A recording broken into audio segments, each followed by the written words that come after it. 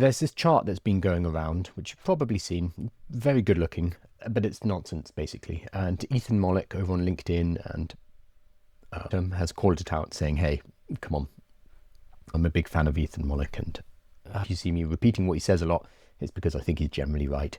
So Ethan is saying this chart is everywhere and it's been horribly misinterpreted.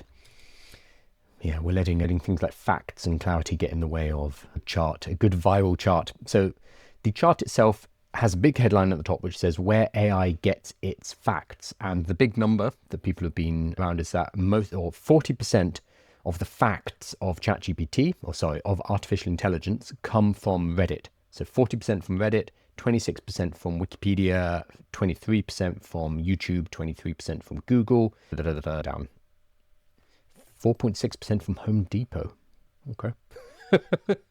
So these are the top domains cited by LLMs like ChatGPT and Perplexity. So it does say that, the chart itself, but I think people have ignored that part. So what's happening here is these are when an LLM like ChatGPT searches, it's going onto the internet and finding information elsewhere. When it does, that is when it is going to these websites.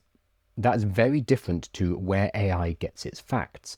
Where it gets its facts generally is from the pre-training. It is what information we put into our LLM and it learns from. So during the training phase, that is the kind of core, the main corpus of knowledge that an artificial intelligence has, a large language model in particular. What we're looking at here is supplemental. So sometimes AI, increasingly more and more, they will go and do a web search for you to come facts, and then they will cite where they found that fact. This used to be, was the main the main AI chatbot that did this, but now pretty much all of them do this. They have a search functionality to allow them to pull in new information. So for example, just before I did this, I wanted to pull some information about Anthropic's $183 billion valuation and compare that to other companies. So I had those numbers. Using previous models, that wouldn't have been possible because the knowledge of the model had a cutoff point, and Anthropic raised cash yesterday on the 2nd of September. So that would not have been within the knowledge of, because it was yesterday. Now an AI model will go and search and it will find that information. So Claude was able to find that information and then give me an answer. So what this chart is saying, though, which is wrong, is that AI gets its facts from these websites. So 40% from Reddit, 26% from Wikipedia, etc. And they're trying to say, oh, this means that you should focus on Reddit in order to get your business organized and to get it text into large language models. That's pushing out. Not true.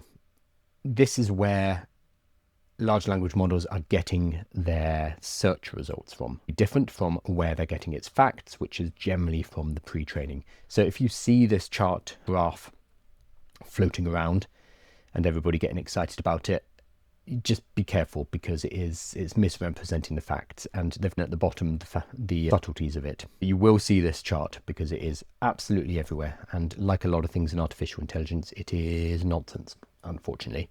But people don't necessarily scratch below the surface and think about why that is. And this is one of the issues with AI potentially, is that it's going to inhibit our critical faculties. Actually picking up a parcel yesterday from a local shop, and there was a kid in front of me, I don't know, 13 or so. He's buying a chocolate bar and he paid cash.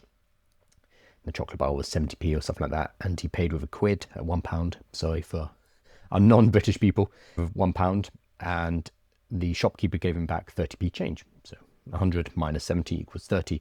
And the kid was standing there looking at it and couldn't work out if it was the right change. And then he asked the man for a receipt because it would have the numbers or something like that.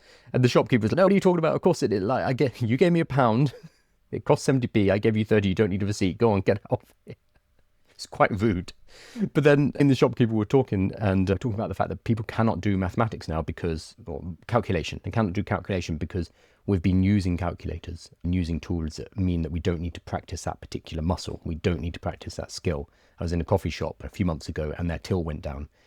So they started taking cash payments, but the woman could not calculate change from a pound note. She just could not do it. She had to get out of her phone every time to do the calculation. The fear is that our critical faculties will also degrade because we're going to be using artificial intelligence. So we'll look at a chart like this, any chart or any information, and it's going to be harder and harder for us to tell whether or not this is valid information. Because if we outsource our critical faculty to artificial intelligence, we're not going to practice that muscle.